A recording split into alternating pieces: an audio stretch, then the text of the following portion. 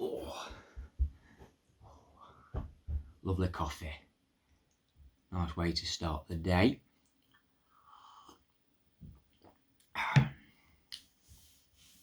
There's a fly knocking about in here as well, so I apologise if you can hear some buzzing. It seems to have stopped. It's doing me head in.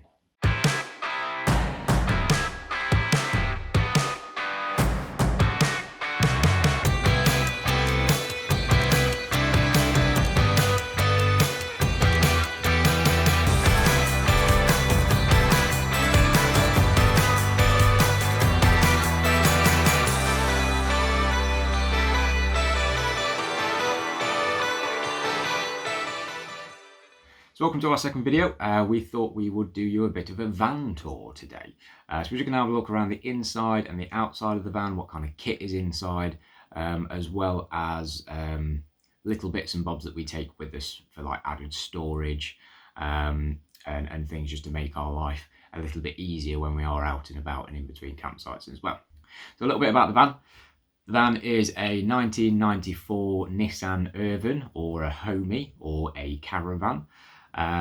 It's a Japanese import, quite rare over here in the UK, but there is a little bit of a following for them in the UK. They're very similar to the older Toyota Hiace vehicles. So we went around New Zealand for around 2 weeks, and we hired out a Toyota Hiace while we were there, which was a 1993, I think. Amazing. It did us really proud.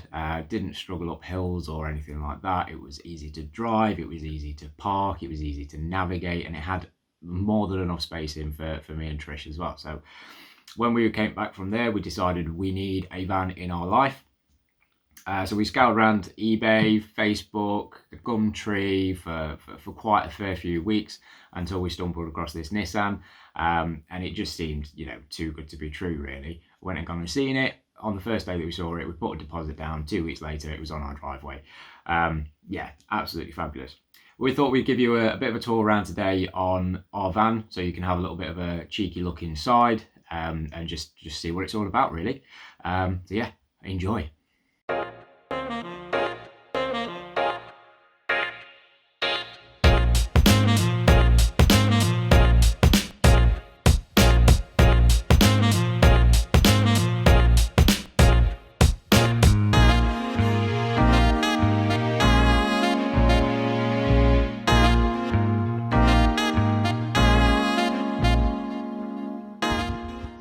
So welcome and meet Urvan. So as I said, this is a 1994 Nissan Urvan. It's a GT Cruise. You can see that little symbol there. Basically that is the limousine standard for the Nissan Urvan models. Basically just means that it came with a little bit more luxuries, aircon, you know, electric windows, electric wind mirrors, that kind of thing, which all work, which is good. Go around the back. It has a large tailgate door.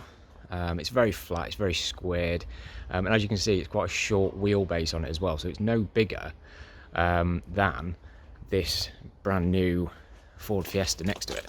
It's pretty much the same print, so it parks in, you know, normal car parking spaces perfectly fine. There's never been any issues with that at all. As you can see on the roof there is a small pop top with a vent. I don't know if I'm actually tall enough to reach. And then there's also a TV aerial situated at the back. I'll show you that a little later on. That's inside the van.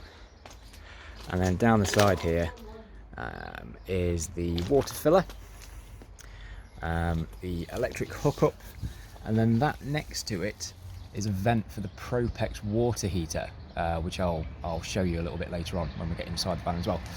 But yeah, it's a really cool. Okay, hello. It's a really cool van. It's a 2.7 diesel engine. Yeah, it's a really strong engine. It's paired up with a automatic gearbox as well. Doesn't really struggle.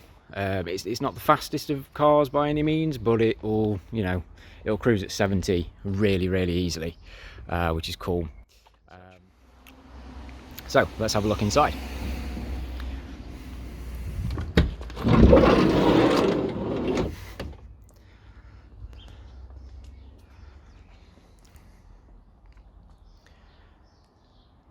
So it's a pretty typical campervan interior with a rock and roll bed that pulls out, and then the kitchenette going down the side. But this is in a L shape with the cabinet units.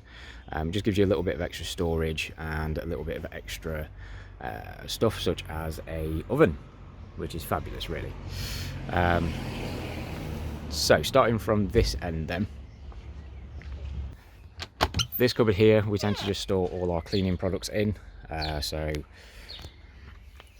that is a fold away little drainage board, which is good. But inside here as well is the TV connection. That is the TV aerial as well, and then that's also the consumer unit. So you can see all the aerial cables come down into this box here, and then it's powered by this 12-volt connection, which is just a standard cigarette lighter. And then on the back here, which you can't actually quite get to, here is the connection for the TV itself as well. So you just pop the TV on there, chill out in bed and watch some TV. We don't tend to use it. In fact, I don't think we've ever actually used it. We will just watch Netflix on a phone or take a small laptop with us and just stream. So underneath here, more storage. That's where the batteries are situated. This board usually goes up there, but as you can see, the cupboard underneath here is massive. So we tend to fit all our pots and pans, cooking utensils, cling film, you know, all the cooking related things that you would need.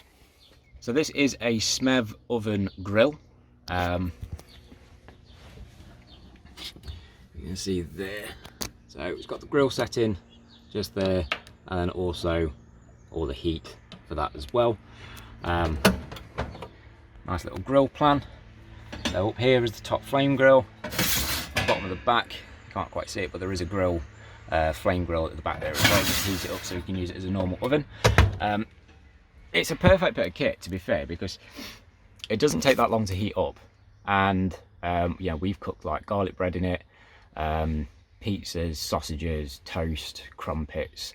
It's all those little things that you might miss from home if you're on a long couple of weeks, that you don't tend to get in most camper vans. So moving along to the side of that, there is another cigarette lighter for your power, charge phones, that kind of stuff. Above that is the water heater. So this works off both gas and the 1240 electric hookup as well. So if you switch it over to the gas, as long as your gas connection is turned on, it will click in and it will heat all your water up from the tank. Same on this side as well. If you put it onto the 230 volt, as long as you're in electric hookup, you don't have to have the gas turned on, and it will heat your water up as well. If you have the gas turned on as well as that, it just means it will heat up a bit quicker, but it doesn't take that long anyway. But that's a really good feature to have. It's not a necessity. I'd say we've probably used it a few times when we have been from campsite to campsite without any facilities. You know, when we just wanted to have a bit of a wash, and instead of, you know, boiling the kettle and everything like that, we've just flicked it on while we've been there. So the side of that is the fridge. I can never pronounce this, but it's a Vertrigo, not sure, some sort of Italian made fridge, but they're specifically designed for yachts and boating. Really low consumption in energy. It's a compressor fridge, so there's a compressor at the back. It's only ran off of the electric as well, so it's not a three-way by any means. It's ran off the leisure battery or the 230 hookup, so it's not registered through gas. But it's a good sized fridge. You can fit pretty much everything you want, plenty of beer, milk, you know, your burgers, all that kind of stuff. And there is a top freezer unit as well. Now this isn't the best, I'm going to be honest with you. You can put frozen stuff in there and it will just stay a little bit frozen by the time you get to the campsite. It's not the best though. You know, if they're in there for a couple of days, they will thaw out pretty easy. Next to that is the water level. So that's just for the tank. Tank's actually empty at the minute, as you can see. But that's for the onboard water tank, which is situated behind this panel here. But I'll show you that in a second. So that just shows you the level that you've got. You fill it up, set the tank level to full, and then throughout your couple of days of traveling, whatever it is, you can then easily read the level of what water you've got in the tank as well, so you know if you need to top up at any point. The Zig unit, it's a pretty bog standard Zig unit. So off, car battery, and then the actual caravan battery as well, so the leisure battery. We've unhooked it from the car one ourselves, because we left it on. We'd flicked it on while we had the bed rolled out onto the car. We didn't realise, and we flattened the battery. So, flick it on though. So you got the pump. So this is a pump for the sink, which is just situated above. Lights. So we've got LED lights dotted around the roof. These were halogen lights. Oh, that's very bright. They were halogen lights, but we changed them all to LED, just because, again, it saves energy when you're out and about. So that's actually for the fridge. So flick that on, fridge comes on. Again, like I say, compressor fridge, really low energy usage. It doesn't take that long to get cold either. So we tend to put it on as we fill it up. Underneath here, large storage unit. For that, we always carry an extra water bottle with us, just because we don't like drinking the water from the tank. Don't know why, there's nothing wrong with it, but we just prefer to have fresh water on board with us all the time, that we can use for cordial, that kind of stuff. Bread bin as well. We always take the bread bin with us. It's mainly because when you pull the bed out, it covers this cupboard. Bring that out, just bang it on top of the counter, and then we've got all our snacks and cereals and bread and what have yous that's in there, ready for the next day or that evening, if we're just chilling out in bed. Here's just your cutlery drawer. So I've got knives, forks, that kind of stuff in there, some oven gloves and bits and bobs. Next to that is 2 shelves. They're quite deep shelves as well, so they go all the way back there. They are a triangle shape. So you can't fit a huge amount on it, but they're good for just dumping stuff. And it's got these little rails to try and keep stuff in place. Yeah, so they're quite handy to have. I don't think having a cupboard there would have benefited us at all. So just having these out and about, just for quick access to stuff. You can pop your phones on there, tissues. Here is another cigarette lighter, just for charging your phones, cameras, gimbals, whatever it is that you want. We've got some, again, it's just a 12-volt cigarette. So we've got some adapters that we pop into there and just flick them on. Here we've got 2 plugs as well, so we can use kettles, charge laptops up, that kind of thing, but only when we're on the electric hookup, which isn't a problem.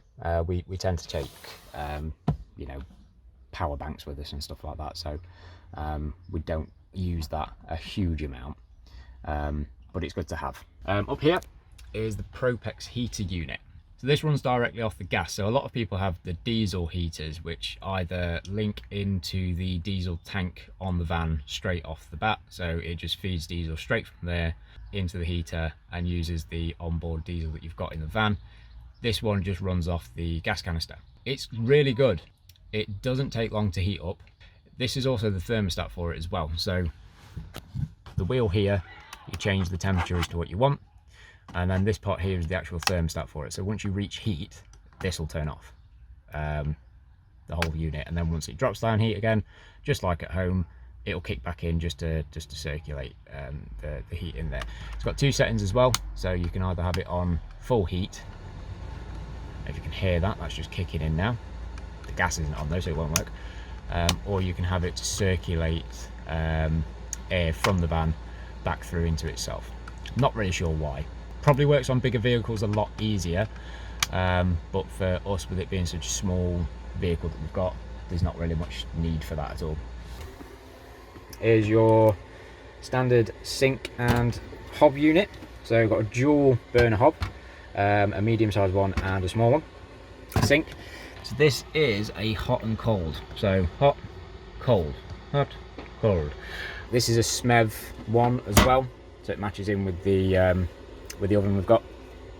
And on the top there, we've just got some non-slip matting.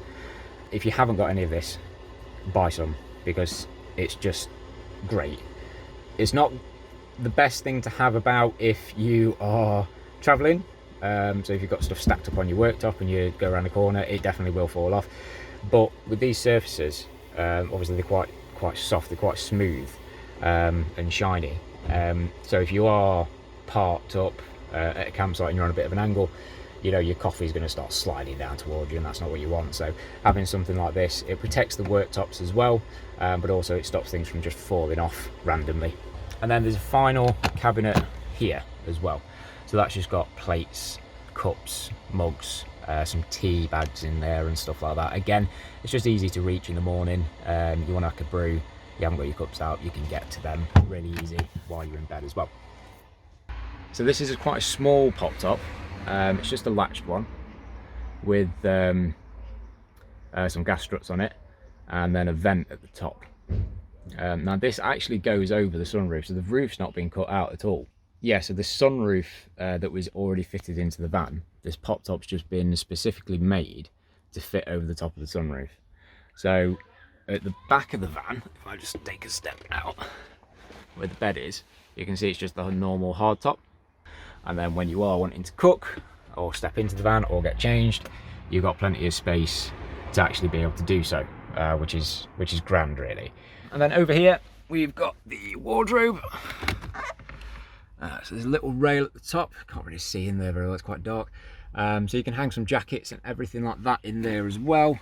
So the rail there, so you can hang up any jackets or anything, but it's quite deep. I don't know if you can't really see that there, I apologise, but it's quite a deep cupboard. So we do tend to use it for like fleeces and stuff, just as like having some added, waterproof coats or fleeces, and we tend to leave those in here just in case we forget one. At the back there, you can see that there's a, you might be able to see it, there's a box unit here. And I'll show you that when we get to the back of the van as well. Over here, there's some pipes that come out, that are a hot and cold water pipe. And again, I'll show you why they're there when we get to the back of the van. So that's the bed. Like I say, it's just a standard 3/4 rock and roll bed. Underneath there, you can see these vents.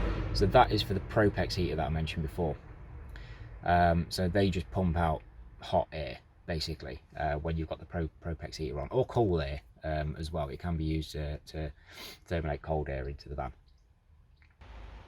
So that's the bed. So we've got a little dog called Wanda.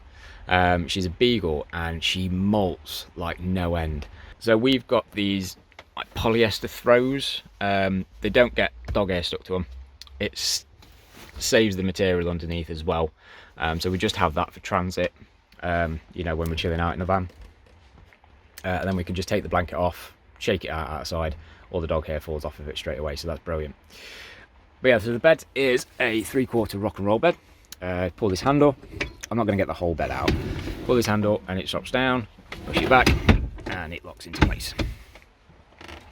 Oh, it's really raining, I'm going to have to go outside in a second. Probably should have done the back first, that would have been easier. Stupid David. Never mind. So one thing with this L-shape unit that we found is that it's okay for us two. So this is a 2-berth camper van anyway, so you can't sleep any more than 2 people in this van at any one time. You can transit 4, but you wouldn't be able to sleep 4 in here. It is just a 2-berth, purely a 2-berth. It works perfect for us.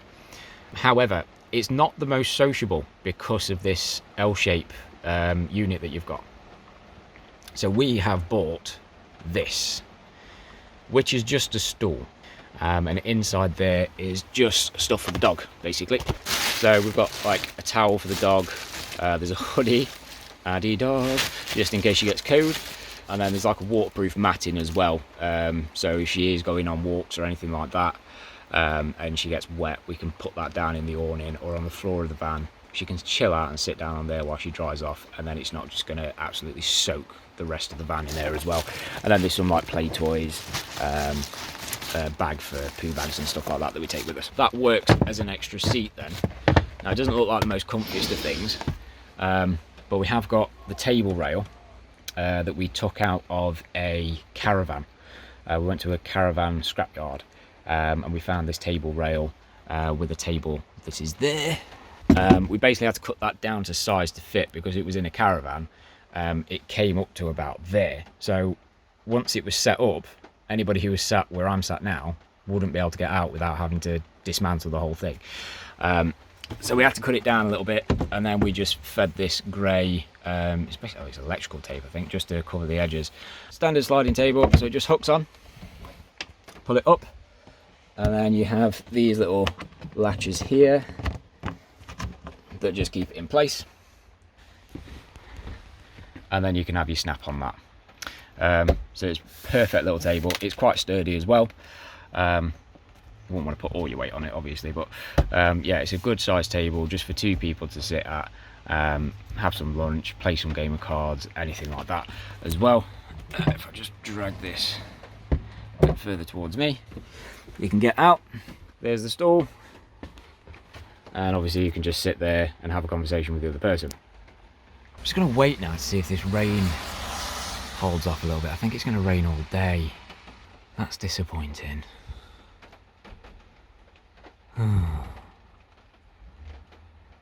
So these curtains as well, the Nissan Urvans, they actually come with electric curtains. Now you can see that, I hope you can see that, on the back here. So this is actually on a rail, and there's a button in the front cab, so you can zip, shut them. We don't use it that often, to be honest with you, just because it's more of a cool little feature than something that works very well. So yeah, we just shut them manually. We have arms that work, so we use them. But the curtains on the side, they took the curtains off. Now I think the reason why they did that is because the units come up higher than the level of the actual windows, for obvious reasons. So they wouldn't be able to have the curtains actually fitted. But they also took them off this side, which is really annoying. So we've just got some curtain wire, and then we just got Trish's grandma to make us these curtains just to tide us over really. We did plan on changing them, but they're really thick, they're backed as well, so they do keep out a hell of a lot of light. And then we've just got these Velcro, if you can see that there, these Velcro tags on them as well, just to stick them to the carpet on the edging, to keep them in place, and also to stick them to each other as well. So then they don't flap around at night and let in loads of light, and loads of light starts bleeding in and waking you up. On the front of the van we've got these pockets that are just attached to the back of the seats. It's just to give us some added storage to the van. Yeah, so just for little bits, flip-flops, sunglasses, as you can see. So this is the rear of the van. As you can see, massive tailgate which gives you cover, which I'm very happy about because it's just started raining, which is fabulous. Typical British weather, I suppose. It's just where we use all the storage really. So there's two cupboards, back of the wardrobe and then underneath the wardrobe. And then there's storage there, but then behind there that kick panel actually comes out as well, so you can store loads of stuff underneath the bed as well. This is normally where we would store both of our chairs, and then we'd have the bedding lay across the top. So this cupboard here is where we store our toilet stuff. So we've got blue liquid for the toilet, extra toilet roll. There's also usually like some anti-bac gel and stuff like that there. You see this hole? This is for the shower unit that I was talking about. So at the back of the wardrobe, there's two pipes that come through from the water heater. So there's a cold feed and a hot feed that comes through for the water heater. So you can connect the pipes coming through there into a shower unit, and then have that as a rear portable shower unit for you if you so choose to. We haven't. We did have plans on actually putting that in. We may do it at some point, but yeah, we've just never got round to it. It's never been a huge issue. We go to places that have got facilities every now and then when we are camping, so we can have a proper warm shower. Really good thing to have. Underneath here is the gas unit. So we use the camping gas bottles, I think the 907s. I can't quite remember now, it's been a while since I've actually had to fill one up. You can fit 2 of those in there quite easily, and then at the back there's also the drop down vent, just in case there's any leakages there. And then you've got cables as well, just to try and secure these in. These are quite loose at the minute. Over here is all your gas controls, so that's for all the utilities you've got in the van as well. So water heater at the top, hob, oven, and then the air heater for the Propex heater at the back as well. So this is underneath of the bed. As you can see, there's mass amounts of storage there. So we tend to put our electric hookup cable. We've got a hose pipe that we put underneath here, a small bin, rackage units, our toilet tent, awning pump, yeah, loads of stuff really. We did used to fit our full awning underneath here as well, but we've recently upgraded to a All-Pro inflatable awning, and it's massive, so it doesn't fit underneath here anymore. So the back there, that blue box unit is the Propex heater. So it feeds gas through from the camping gas bottle. Fresh air comes out from inside the van, it heats it up, and then pumps it back through into the van. And then there's also exhaust pipes underneath the van as well, just to get rid of any nastiness, so that doesn't come straight back into the van. It's a really good piece of kit. It's quite an expensive piece of kit as well. It's just a good alternative to the diesel heaters. It doesn't take up any extra space than what a diesel heater would as well. Yes, fair enough, it's probably more expensive than some of the Chinese diesel heaters you get, but at least you haven't got, you know, a tub of diesel just splashing around in the back of your van. So I just realised I keep going on about the hot water, but not actually explain to you where it's situated at all. So we've got an outside fill for the water that runs down a pipe. Water fill is around the back of the wardrobe, down a pipe through the unit, and then into this section here, so behind this actual cabinet unit, so you can't get to it. But there is a mysterious door. So behind this flap here, it's normally screwed in. I've unscrewed that. As you can see, is a thermulated tank. So that is the water tank itself with the water heater inside of it. So it runs off the gas. As you can see, there's gas pipes there. Runs off the gas, but it also runs off of the 1230 hookup as well. It splits up into 2 different sections. When you fill the water in, the pump then pumps in water into the actual heater itself. When you turn the heater on, it heats the water up, and then it goes back through the water pump to wherever your water is going to be flowing to. So whether that be the sink, or at the back there is a possibility of putting a shower unit in place as well. This is a flow tap as well. So if you filled your tank up to full, you've been camping and you've got some water left in it, and you know you're not going to go away for another couple of weeks, you don't want some stagnant water just flowing around inside your tank. Rather than having to put the pump on, pump water through the sink tap, down your thing, into your waste, empty your waste out, you just flick this tap here, any water that's in there builds up pressure, and it just comes out of a separate pipe underneath the van. So it just has a little wee, basically. That's what it looks like. Your van's just having a wee. So I think that's it. I think that's everything. I think I have discussed everything in the van. I think. I've probably missed something. Trish will let me know that I've missed something. So then we'll probably end up making another video or editing this one, whatever. But yeah, I think that's everything. But if there is something that you think I've missed, or if there's something that you've seen in the van that you want more information on, drop me a comment down below. We'll reply. I've also put in the description links to our social media pages, so our Instagram and our Facebook. We regularly use those, so if there is anything you want to chat about, send us a DM through there, and we'll get back to you a lot quicker. But yeah, hope you enjoyed the video. We are trying to make more content as much as possible. If you did enjoy the video, like and subscribe, and press the little bell button, and you'll get notified for when we bring out more content in the future as well. Just realised that this is going to probably be quite a long video, so I'm just going to leave it here now. Cool, thanks again, and we'll see you soon. Bye bye.